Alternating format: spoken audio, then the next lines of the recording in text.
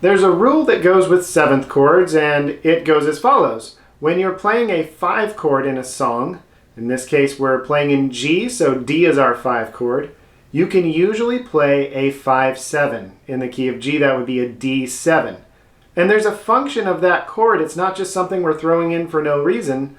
The 5-7 chord is indicating that the 1 chord is coming next. So when we're playing in G, using this G6, and maybe we go to a C6, maybe a C sharp diminished, back to G6, and then we go to a D7. The notes in that chord are suggesting that some kind of a G chord is coming next, maybe a G or a G6. Could even be a G7. In this course, we're focusing on the G6 quite a bit.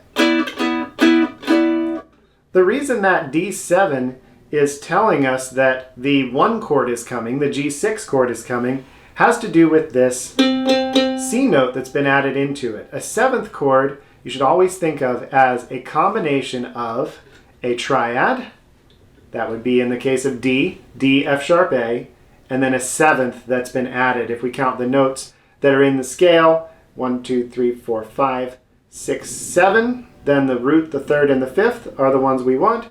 And then if we add that 7th, the chord becomes a 7th chord. For the D7, we're playing what's called a dominant 7th chord. We're not going to go way into the different types of 7th chords for this course. When you hear 7, such as D7, then assume it's a dominant 7 chord unless I tell you it's something else. That dominant 7 note really makes us want to hear the 3rd of the G chord. When we hear that note, whether you know how it works or why or not, that makes the listener want to hear the 1 chord. It's like a giant billboard saying, 1 chord is coming, next exit, 1 chord. And then it resolves the sound. So we're creating tension and then resolving that tension, making everything feel better.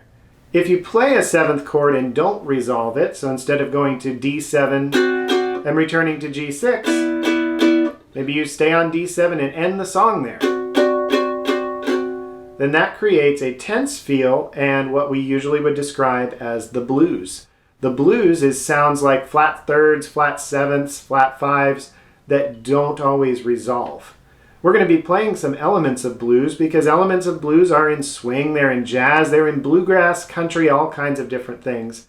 But we won't be focusing strictly on blues. We will usually be resolving our 7th chords to something else. So the quick takeaway for this video is memorize the rule.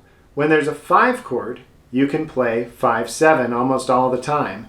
And that 5-7 is like a giant billboard saying, the 1 chord is coming, next exit, here it goes, making your listener expect that resolution. And then when they hear it, they feel happy and relaxed because you didn't leave them feeling tense.